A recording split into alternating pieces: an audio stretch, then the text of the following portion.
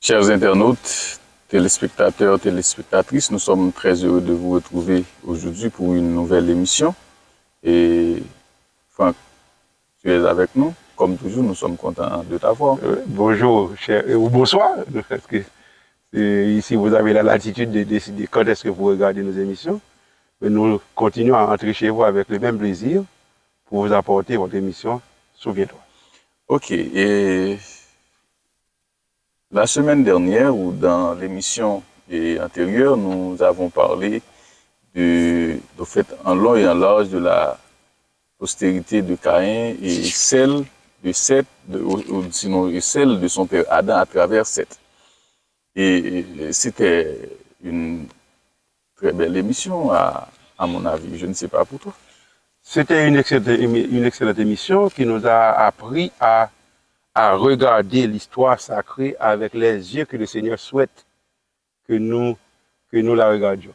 Que nous puissions comprendre que ce que nous avons dans la Bible, ce n'est pas une lignée, c'est d'abord une réalité physique, même si ça se réalise dans un cadre physique, mais la visée est une visée spirituelle. Le langage est un langage spirituel. Je pense que c'est l'un des principaux enseignements que nous avons retenus de l'émission antérieure. Ok, merci. Au fait, aujourd'hui, l'émission sera très spéciale. Et on va parler du déluge. Le déluge. Le fameux déluge. Au fait, j'ai l'habitude d'entendre des gens parler de cet événement. Il y a des gens qui disent que cet événement a eu lieu et d'autres qui disent que c'est impossible, c'est pas vrai. Et moi-même, il y a beaucoup de doutes et planent au fait dans mon esprit. Et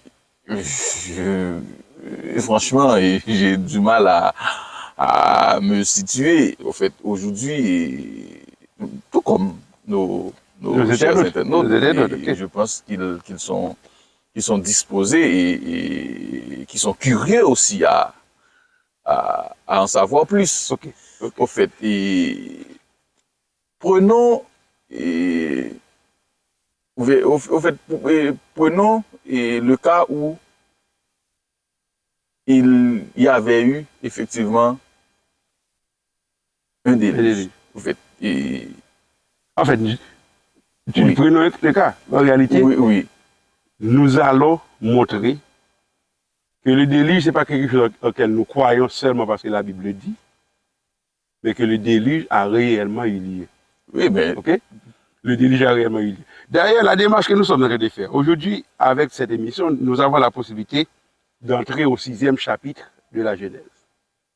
Tout ce que nous avons fait jusqu'ici, du chapitre 1er au chapitre 5, c'est montrer que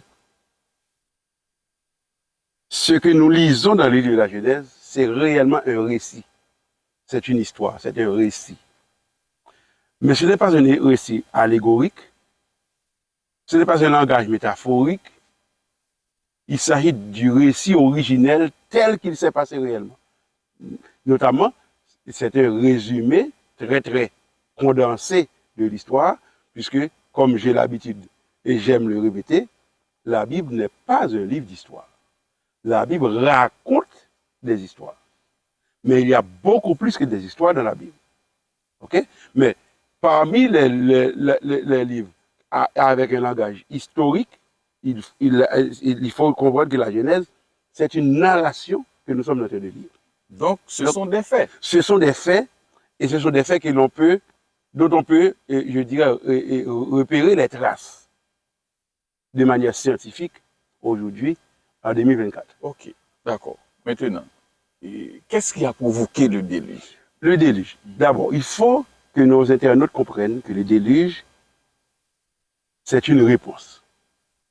Le déluge, c'est la réaction de Dieu à ce que, dans l'esprit de l'émission antérieure, nous pourrions appeler l'expansion de l'humanisme. L'expansion de l'humanisme.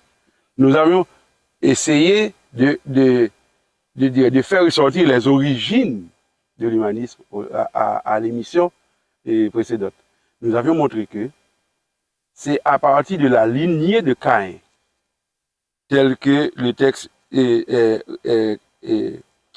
raconté dans le chapitre 4, c'est à partir de cette lignée que l'homme a été élevé comme valeur suprême au-dessus de tout.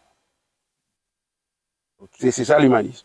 C'est Caïn qui a fait ça, qui a construit une ville en réaction à la punition de Dieu, qui a annoncé qu'il serait errant sur la terre.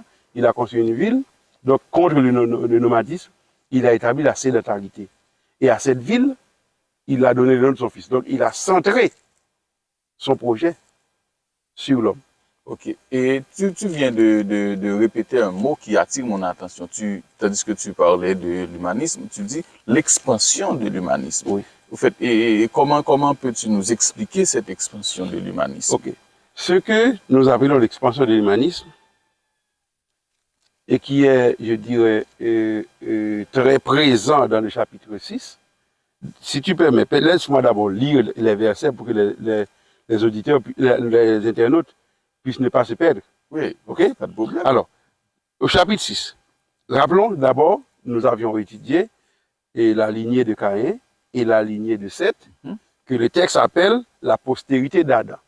Donc, il faut que les internautes gardent à l'esprit que Adam est le père biologique de Caïn, tout comme il est le père biologique de Seth. Mais lorsque la Bible nous présente la postérité de Caïn, elle se contente de dire la postérité de Caïn, mais quand elle présente la postérité de Seth, elle nous dit la postérité d'Adam. Donc, c'est-à-dire, c'est comme si Seth est fils d'Adam, Caïn n'est pas fils d'Adam. Pourquoi est-ce que ça fait du sens? Parce que c'est une lignée spirituelle qui est présentée et pas une lignée uniquement biologique. Donc ce n'est pas un test ADN que l'on fait pour déterminer cette lignée, mais c'est en termes de caractère, en termes de valeur, attitude, en termes d'attitude. Ok? Donc, cela nous a permis de comprendre qu'il y avait deux postérités sur la terre, comme le jugement de Dieu en Genèse 3 l'avait établi. Lorsque Dieu avait dit au serpent, qui a personnifié Satan, je mettrai inimitié entre toi et la femme, entre ta postérité et sa postérité. La postérité du serpent, ce ne sont pas d'autres serpents que l'animal que nous appelons serpent allait engendrer, mais c'est de préférence les gens qui pensent qu'on peut devenir Dieu pour soi-même sans avoir besoin de passer par le Dieu créateur. Donc c'est la lignée de Caïn. Eh bien, Caïn, nous avons vu, c'est à partir de sa lignée que l'humanisme s'est établi. Eh bien, regardez ce qui est dit à partir du chapitre 6 maintenant. Puisque nous avons vu que le chapitre 5 se termine avec la postérité de Seth, et qui culmine avec un homme important, cet homme que l'histoire a retenu le nom, a retenu sous le nom de Noé. Noé. Voilà. Le fameux Noé. Le fameux Noé. Eh bien, le texte nous dit, lorsque les hommes eurent commencé à se multiplier sur la face de la terre, et que des filles leur furent nées, les fils de Dieu virent que les filles des hommes étaient belles, et ils en prirent pour femmes parmi toutes celles qu'ils choisirent. Toute l'erreur se trouve ici. Bien entendu, je suppose que tu as l'habitude d'entendre comment il y a des gens qui disent toutes sortes de choses à partir de ce texte pour expliquer les fils de Dieu et les filles des hommes. Mais nous avons déjà expliqué, l'émission précédente a été très utile dans ce sens. L'expression les fils de Dieu, ce n'est pas un langage pour parler des anges, c'est un langage pour parler des êtres humains qui s'inscrivent dans la postérité, je dirais, spirituelle et de la postérité de Dieu, qui cultive le caractère de Dieu, qui partage les valeurs du plan de Dieu. C'est ça les fils de Dieu. Ce ne sont pas des êtres avec des ailes qui viennent du ciel. C'est-à-dire la lignée de Seth. Ça, c'est la lignée de Seth. Exact. C'est pas rien, ce n'est rien de plus que ça. C'est la lignée de Seth. Donc, si tu voulais écrire ça dans un autre langage, tu pourrais dire, lorsque les hommes eurent commencé à se multiplier sur la face de la terre et que des filles leur furent nées, les enfants de Seth Mhm. ont vu que les filles des descendants de De Caïn Caïn. étaient très belles, eh bien, ils ont choisi des épouses. Les fils de Seth ont choisi des épouses parmi les filles de Caïn. Il n'y a rien de plus que ça, c'est ce qui est écrit ici. Ok, Parce que la je comprends. postérité doit être comprise dans le sens spirituel et non uniquement dans le sens Mhm. biologique. C'est Ok? intéressant. Mais comme nous sommes, et nous avons ouvert la parenthèse, avant de la fermer, disons que Jésus-Christ lui-même, en répondant à une question de ceux qui lui ont demandé comment sera la vie sur la nouvelle terre, est-ce qu'on va se marier, si un homme avait eu, comme à l'époque, si une femme son mari était mort, il n'avait pas laissé d'enfant, il fallait que c'est le frère qui vient après, Ainsi de suite. ainsi de suite. Donc, on a pris l'exemple, et le cas d'une femme qui a été mariée à 7 frères, parce que les 6 premiers n'ont pas pu lui donner de postérité. Donc, lequel de ces sept frères Lequel sera de son mari? sera son mari? Jésus a dit non, il n'y aura pas ce problème-là sur la nouvelle terre, parce que nous serons comme des anges. Ok. C'est-à-dire, les anges ne se préoccupent pas de procréer, les anges n'ont pas de relations sexuelles, les anges ne prennent pas de femmes, les anges ne prennent pas d'hommes. Ok, c'est ça. Donc, les fils de Dieu, ce ne sont pas des anges, parce que certaines personnes pensent que ce sont des anges. Les fils de Dieu ici, c'est les descendants de Seth qui sont fidèles à Dieu. Parce que tu peux être descendant de Seth biologiquement, mais tu ne fais pas partie de sa postérité spirituelle. C'est possible. En fait, ce n'est pas seulement possible, c'est très courant. Ok? Donc, les fils de Dieu, dans le verset, c'est les enfants de Seth qui sont des serviteurs de Dieu, qui sont fidèles à Dieu, qui, à un moment donné, se sont détournés de Dieu pour tourner leurs yeux vers les filles des descendants de Caïn. Ils en ont pris pour femmes. Et comme l'histoire l'a toujours montré, lorsque celui qui est à un niveau moral, spirituel plus élevé, s'allie avec celui ou celle qui a un niveau spirituel plus bas, ce n'est pas celui qui est plus haut qui va amener celui qui est plus bas à monter, c'est l'inverse qui se fait, c'est celui qui est en bas qui tire l'autre vers le bas. Pourtant, c'est ce que je pensais, c'est ce que je croyais moi-même. Okay. Lorsque tu allies ce qui est positif à ce qui est négatif, eh bien, le résultat, en réalité, ce que tu reçois, c'est que celui qui est de la pire espèce, eh bien, c'est lui qui va tirer les autres. Par exemple, tu as un panier d'oranges et tu places une seule orange pourrie. Ce n'est pas les autres oranges qui sont en bonne santé qui vont bonifier l'orange pourrie, mais c'est l'orange pourrie qui va pourrir toutes les autres oranges qui se frottent avec elle. Donc, c'est une réalité de la vie. Si tu me permets, il n'y a aucune possibilité d'avoir négative ou positive. Non. Et l'apôtre Paul dit ça dans un autre langage. Ok? Je crois que c'est 2 Corinthiens 6, verset 14. Ok? Ne vous alliez pas avec les infidèles. Ne formez pas avec les infidèles un attelage disparate. Louis II dit un joug étranger. Ne vous mettez pas avec les fidèles sous un joug étranger. C'est-à-dire, chaque fois que le fidèle s'allie avec l'infidèle, ça s'appelle dans le langage biblique un joug étranger, un attelage disparate. C'est-à-dire, c'est une alliance contre nature. Okay. Parce que le résultat, ce n'est pas celui qui est enfant de Dieu qui va amener l'autre à devenir enfant de Dieu. Généralement, ce qui se produit, c'est l'autre qui arrive à faire oublier Dieu à celui qui était serviteur de Dieu auparavant. Donc, il ne faut pas avoir de mélange. Et ce n'est pas par hasard que Dieu demande à ses serviteurs d'être différents. Il faut qu'ils soient différents. Donc, ça a commencé comme ça.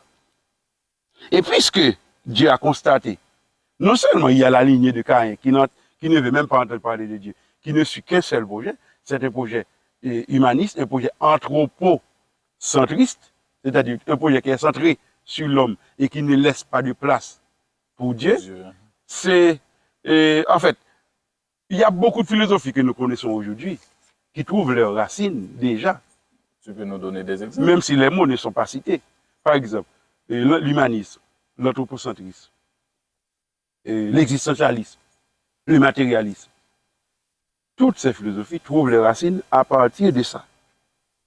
À partir du plan de Caïn qui est en train, maintenant, non seulement qui a fait du succès dans le camp de Caïn, mais maintenant qui est en train de, j'allais dire un mot que l'on dit surtout en biologie, qui est en train de phagocyter le camp de Dieu aussi. Parce que maintenant, ce sont les fils de Dieu, c'est-à-dire les fidèles, ceux qui sont des serviteurs de Dieu. C'est eux maintenant qui ne se contentent plus de suivre le plan de Dieu et qui sont en train de jeter des regards obliques dans le camp de Caïn. Eh bien, ça va, le reste du texte va nous dire que ça va attrister Dieu. Ça va attrister Dieu. Laissez-moi continuer la lecture. Alors l'Éternel dit, je suis au verset 3, mon esprit ne restera pas, ou bien ne contestera pas, ça dépend de la version, ne restera pas ou ne contestera pas à toujours dans l'homme. Car l'homme n'est que chair. Et ses jours seront de 120 ans.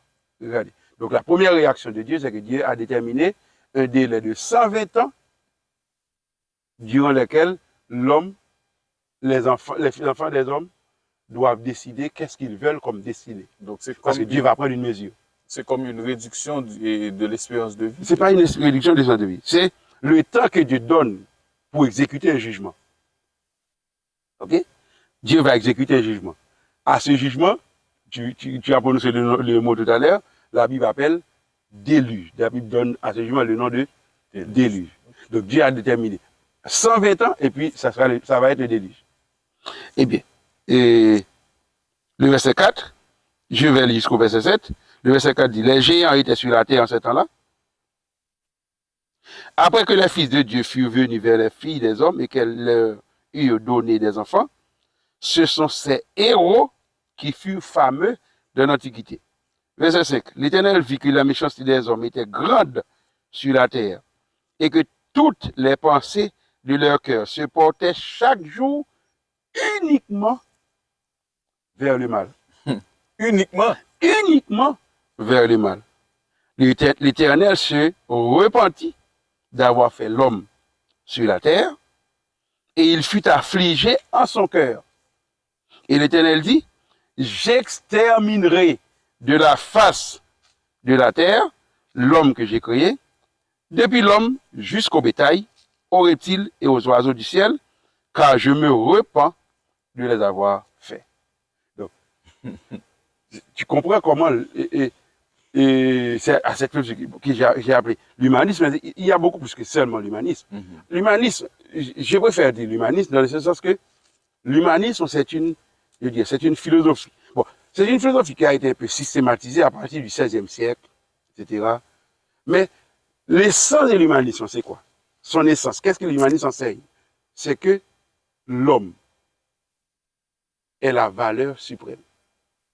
L'homme est au-dessus de toute autre valeur. C'est l'homme au-dessus de tout. Parce que si tu es dans un système un peu théocentré, eh bien, c'est à partir de Dieu que tout prend son sens. Par exemple, quel est le sens de l'homme? Eh bien, le sens de l'homme, c'est de comprendre quelle est sa relation avec Dieu. Et nous l'avions établi dans plusieurs émissions antérieures, que l'homme est une créature de Dieu. En tant que créature de Dieu, eh bien, l'homme est un être merveilleux. Mais l'humanisme fait l'inverse. L'humanisme enlève Dieu du tableau et fait de l'homme le centre de tout. Il exalte. C'est l'exaltation de l'homme. Eh bien, c'est ça qui va donner ce qu'on appelle l'anthropocentrisme. C'est l'homme au centre de tout. L'humanisme, c'est l'homme comme valeur suprême au-dessus de tout, mais l'anthropocentrisme, c'est l'homme au centre de tout. Et l'existentialisme, de son côté, va nier que les choses ont une essence. Ce qui est important, c'est l'existence. Ok? C'est l'existence et rien ne saurait dépasser l'existence de l'homme. Et le matérialisme, de son côté, va pratiquement nier, je dirais, nier totalement toute possibilité d'existence de quoi que ce soit qui ne serait pas de la matière. OK? Tout est matière. Tout est matière. L'idée, même l'idée, c'est de la matière qui est transposée dans le cerveau de l'homme. C'est ça l'idée. D'après la perspective matérialiste, notamment si tu lis un auteur comme Karl Marx, qui l'écrit noir sur blanc dans ce qu'on appelle le post-face au Capital. Le Capital, c'est son œuvre principale. Le post-face qu'il a publié en 1872. J'ai la date. Tu connais bien Marx, hein? C'est un document que j'ai tellement lu. J'ai fini par le mémoriser. Et bien dans ce post-face, à la première édition, il a publié la première édition en 1867 et en 1872, il a publié une deuxième édition et à cette édition, il a ajouté une post-face. Pas une préface, mais une post-face. Et dans cette post-face, il a apporté cette précision.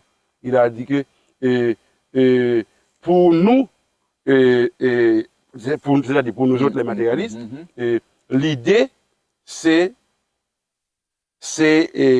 la matière, la réalité qui est transportée et transposée dans le cerveau de l'homme. Donc, il n'y a pas de place pour le spirituel, il n'y a pas de place pour Dieu dans ces visions-là. Eh bien, ce sont des philosophies qui ont leurs racines. Ce sont des philosophies qui seront développées par la suite, mais leurs racines se trouvent déjà dans le projet des Caïns. Dans le projet des Caïns tel que nous l'avons étudié au chapitre 4 de la Genèse. Tout cela se manifeste ici. Se manifeste ici. OK? Maintenant, qu'est-ce qui va arriver? C'est que Dieu lui-même ne peut pas se croiser les bras. Il va prendre une mesure. Et c'est cette mesure qu'il annonce à partir du verset 3 de Genèse 6. Mon esprit ne restera pas ou bien ne contestera pas à toujours dans l'homme ou avec l'homme. Donc Dieu a dit, je vais déterminer une période de 120 ans. Donc Dieu va faire un jugement. OK? Et la Bible est claire sur ce point. Dieu n'agit jamais sur un coup de tête. Comme si Dieu fait un colère, il pique une crise, et puis il prend une décision. Non. Dieu d'abord annonce ce qu'il va faire. OK? Et il y a un verset dans Amos 3, c'est le verset 7, qui dit, le Seigneur ne fait rien sans avoir révélé son plan à ses serviteurs. Donc avant d'agir, il annonce ce qu'il veut faire. Donc tu veux dire que c'est comme un policier qui va arrêter quelqu'un et qu'il appelle au téléphone ou bien qu'il envoie une annonce sur la radio pour dire qu'à telle heure, tu seras arrêté. OK? Donc Dieu annonce. OK, je détermine désormais 120 ans. Pendant 120 ans, les hommes doivent choisir quel plan ils veulent suivre. Mais notez bien, lorsque Dieu annonce ça, c'est pas parce que Dieu veut voir ce qui va arriver. Il sait déjà ce qui va arriver. Mais ce n'est pas lui qui choisit tout ce qui doit arriver. Notez que nous avons fait remarquer que l'histoire, c'est comme les grands courants marins. Il y a ce que les humains font ou peuvent faire, il y a ce que Dieu fait lui-même. Donc, la bonne vision de l'histoire, ce n'est pas une vision centrée uniquement sur l'homme ou uniquement sur Dieu. Si ta vision de l'histoire est centrée uniquement sur Dieu, il y a un problème. Et si elle est centrée uniquement sur l'homme, tu as également un problème. OK? Donc, ce n'est pas uniquement l'homme, mais ce n'est pas non plus uniquement Dieu. Dieu lui-même établit les conditions, mais l'homme choisit ce qu'il veut faire. OK? Par exemple, regarde Jésus avec ses disciples, qui sait que l'un d'entre eux va le livrer. Mais jusqu'au repas du jeudi soir, Jésus essaie de convaincre Judas de ne pas accomplir le plan. Mais il sait que c'est lui qui va accomplir le plan. Ok. C'est-à-dire, même s'il sait, il ne détermine pas. Il ne va pas l'empêcher d'agir. Mais il ne le force pas à agir. C'est-à-dire, Dieu nous donne la liberté. Donc, il a déterminé 120 ans. Pendant ces 120 ans, les hommes doivent décider qu'est-ce qu'ils vont faire. Et le texte nous précise au verset 54 que c'était une époque de géants où il y avait des géants sur la terre. Ok? Des hommes très grands de taille Mhm. et qui étaient fameux dans l'Antiquité. C'est-à-dire qui est... Oui, tu veux. Oui, avant d'arriver là, donc au fait, pourquoi au fait, le comportement de l'homme que tu viens de décrire là et à travers ces versets a fait autant d'effets sur Dieu jusqu'à ce qu'il eusse pris cette décision. Ok. Ce qu'il faut comprendre, c'est que parce que l'un des textes qui peut nous aider à comprendre, se trouve dans l'évangile selon Jean. Et tu n'as pas besoin de chercher, tout le monde connaît ce texte par cœur. Ok? Dieu a tant aimé le monde qu'il a donné son Fils unique. C'est-à-dire, Jean 3, verset 16. Dieu, je l'ai dit la dernière fois, Dieu n'est pas amoureux, mais Dieu, il est amour. Dieu aime l'homme. Et il aime l'homme tellement qu'il est arrivé à se livrer pour sauver l'homme. Donc, il n'y a rien que Dieu ne fera pas pour sauver l'homme. Dieu est prêt à tout faire pour sauver l'homme, y compris à mourir à la place de l'homme. Donc, tout cela pour dire quoi? Donc, pour dire que, à partir du moment où Dieu a vu que le cœur de l'homme se porte uniquement, chaque jour, uniquement, c'est ce que dit le texte, vers le mal, Dieu a commencé à pleurer. Et pourquoi? La tristesse l'a envahi. Pourquoi? Parce que c'est parce qu'il veut pour l'homme. Mais je viens de t'expliquer tout à l'heure que même si Dieu établit les conditions, le cadre d'action, il laisse à l'homme le droit d'être acteur de sa vie. Donc si l'homme dit « je ne suivrai pas le plan de Dieu », Dieu ne le forcera pas à suivre son plan. Et qu'est-ce qui arrive? C'est que Dieu constate. Voilà la lignée de Caïn, c'est une lignée déjà résolue dans sa perversité, dans son humanisme, etc. C'est une lignée qui ne veut plus entendre parler de Dieu. Mais maintenant, la lignée de Dieu également se corrompt en se mélangeant lorsque les fils de Dieu, c'est-à-dire les serviteurs de Dieu, ont choisi de préférence de s'allier avec les filles de Caïn. À ce moment-là, Dieu a senti que dans son amour pour l'homme, il doit intervenir pour mettre un terme à cette réalité. Sinon, lorsque viendra le moment pour la divinité de matérialiser son plan de rédemption à travers la naissance de son fils, il n'y aura pas de place pour lui sur la terre.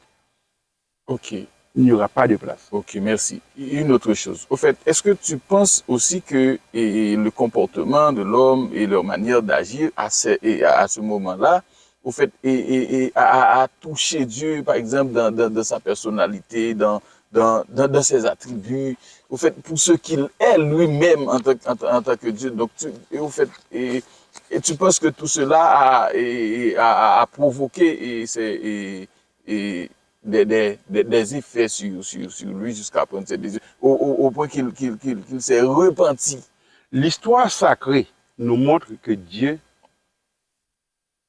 n'est pas seulement un être distant. Je vais essayer de citer de mémoire Ésaïe 57, verset 15. Ésaïe 57, verset 15. Qui nous dit que Dieu habite dans les lieux élevés dans une lumière inaccessible. Nous avons pour habitude d'appeler ça, c'est le Dieu transcendant. C'est-à-dire un Dieu que l'homme ne peut pas atteindre. Ok. Mais le texte nous dit, le même verset, mais, c'est Dieu qui parle, je suis avec l'homme brisé et contrit. C'est-à-dire, Dieu n'est pas seulement transcendant, il n'est pas seulement loin, distant, il est aussi immanent. Transcendance, immanence. Ouais. C'est-à-dire, il n'est pas seulement loin, mais il est aussi avec nous. Ok. Et lorsqu'il est avec nous, il souffre comme nous. C'est-à-dire, il accepte de partager nos souffrances. Ok. Ésaïe, par exemple, 53, a dit de Jésus, ce sont nos souffrances qu'il a portées. C'est de nos douleurs Il s'est chargé. qu'il s'est chargé. C'est-à-dire, Dieu, il est avec nous. C'est un Dieu d'amour. Mais lorsque l'homme se fait du mal à lui-même, Dieu souffre. Et à un moment donné, Dieu s'est rendu compte que je n'ai pas le choix. Je dois intervenir. Mais il n'est pas intervenu tout de suite. Il a laissé à l'homme 120 ans. Le temps pour l'homme de comprendre.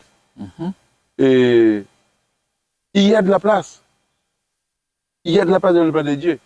Okay. Je peux me repartir. Par exemple, je vais poser une question.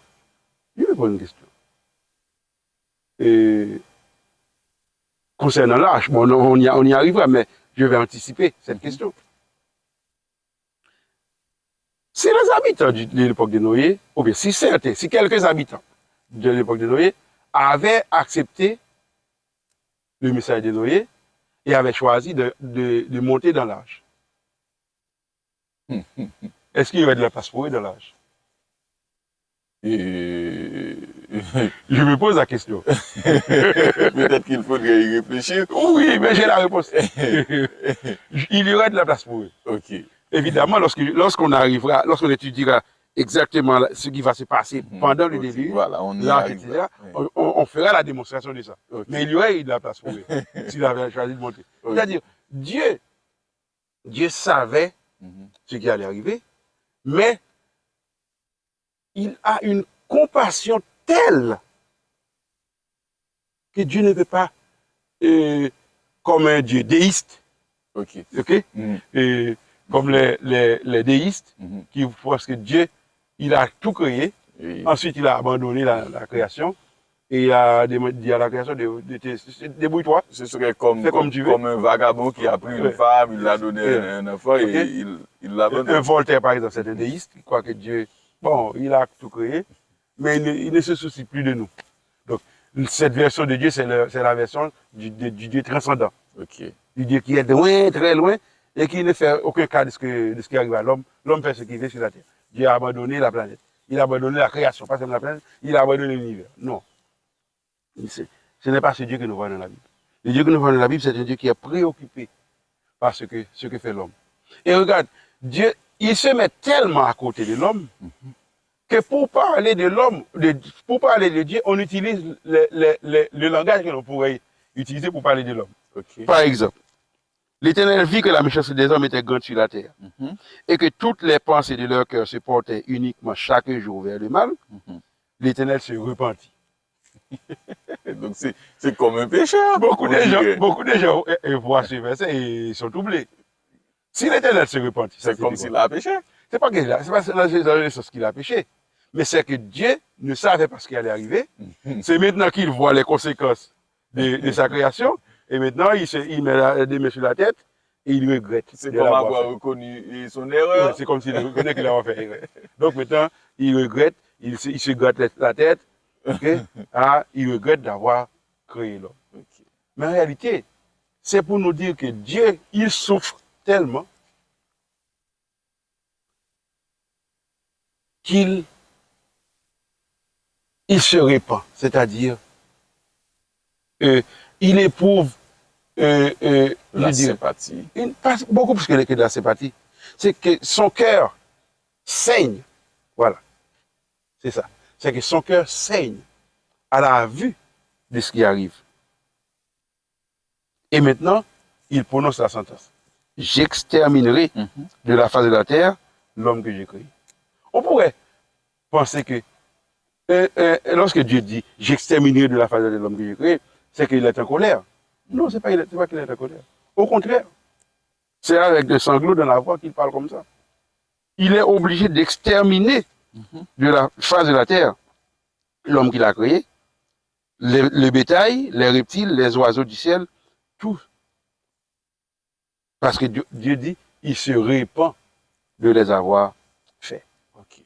Donc, pour répondre à la question initiale, le déluge, parce que Dieu va exterminer l'homme et tous les bétails à partir d'un événement que la Bible appelle le déluge. C'est-à-dire Dieu va utiliser les eaux.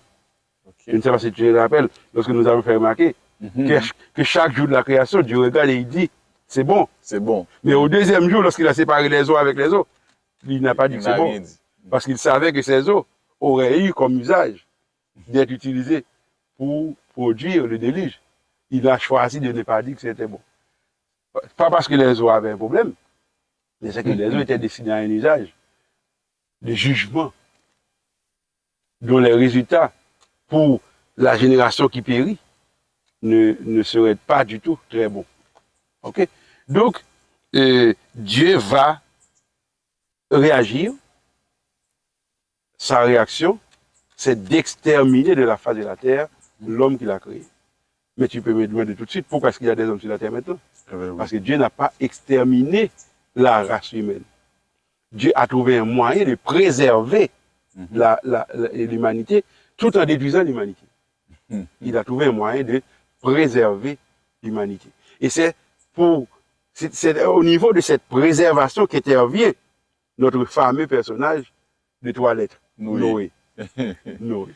Oui, il le dit clairement au verset 8 du chapitre 6. Oui, lorsque Dieu, après avoir prononcé la sentence, le texte continue, mais. Donc, il y a une sorte de soustraction qui s'est faite. Mais Noé trouva grâce aux yeux de l'Éternel. C'est-à-dire, Noé ne va pas lui-même périr de cette extermination que Dieu a décrétée. Ok, vous pouvez garder tout ce que... au fait, tu peux garder tout ce que tu as en tête sur Noé, car nous aurons une émission spécialement sur Noé. Pas de au fait, alors, au fait, je comprends bien tout ce que tu viens d'établir là, de développer là, par rapport au fait, à l'origine ou à la cause du déluge, et ainsi que, au fait, toute cette description que tu viens de faire. Alors, si nous devions nous arrêter là, que devrions-nous apprendre par rapport à tout cela? Qu'est-ce que tout cela doit nous enseigner? Et moi, je dirais que les enseignements ici sont nombreux. Les enseignements sont nombreux. Parmi les enseignements les plus importants, je retiendrai moi-même qu'aucun plan de l'homme ne réussit. Aucun plan de l'homme ne réussit réellement. Nous pouvons voir une apparence de réussite dans le plan de l'homme. Ok?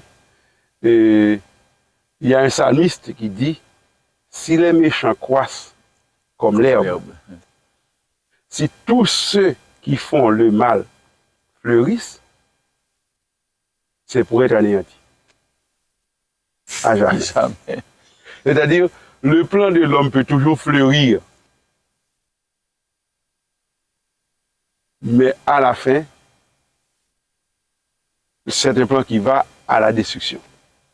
Et c'est pourquoi le même psaume que je viens de réciter tout à l'heure, qui est le numéro 92, et bien ce psaume 92 nous dit, les méchants,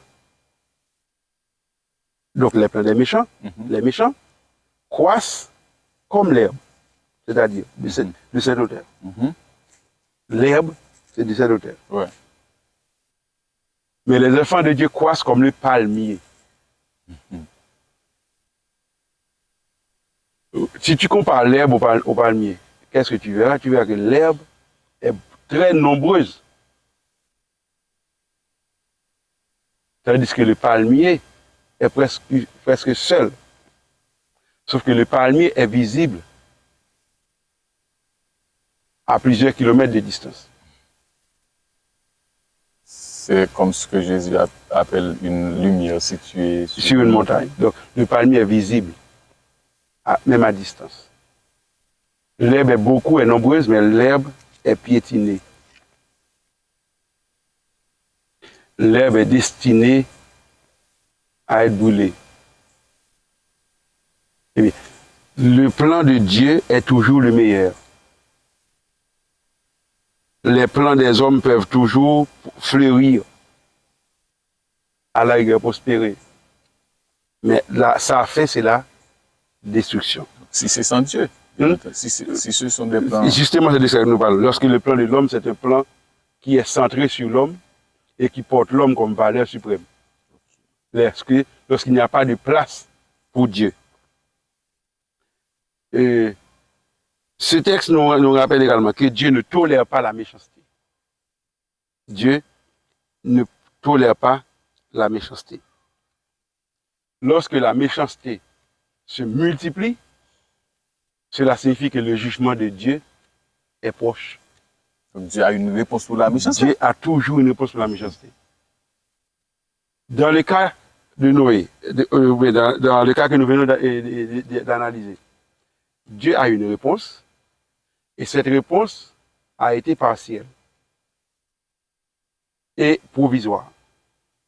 C'est-à-dire, Dieu est intervenu, il a exterminé les hommes de la terre, il a donné à l'homme, à la race humaine, la possibilité de recommencer.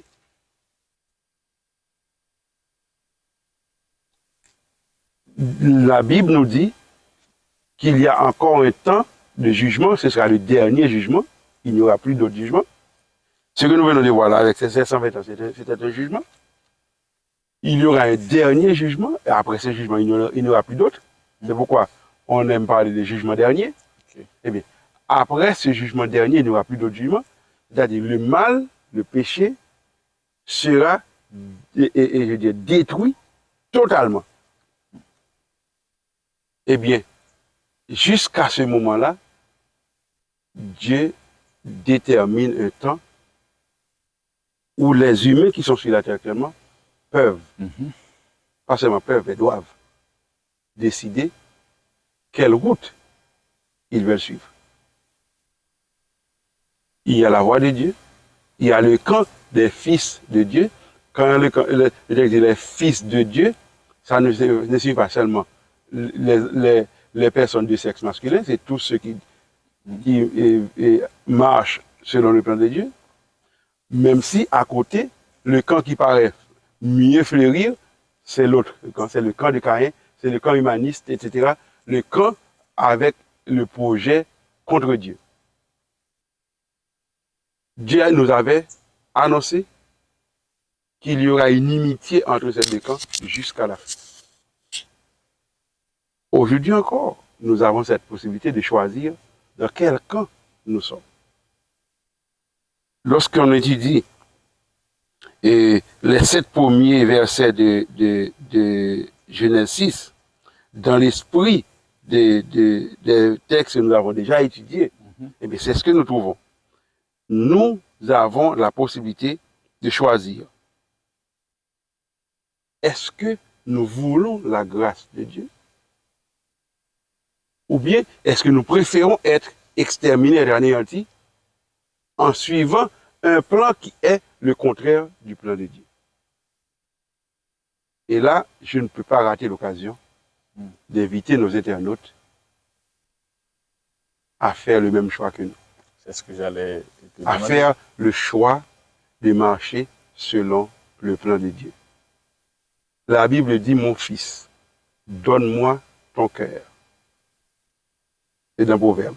Donne-moi ton cœur et que tes yeux se complaisent de mes voies. Pas seulement le cœur.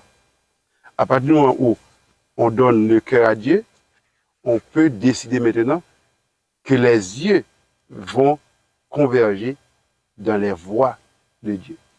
Ça, c'est l'invitation que j'ai envie de lancer à nos internautes aujourd'hui pour leur dire, profitons pendant qu'il est encore temps.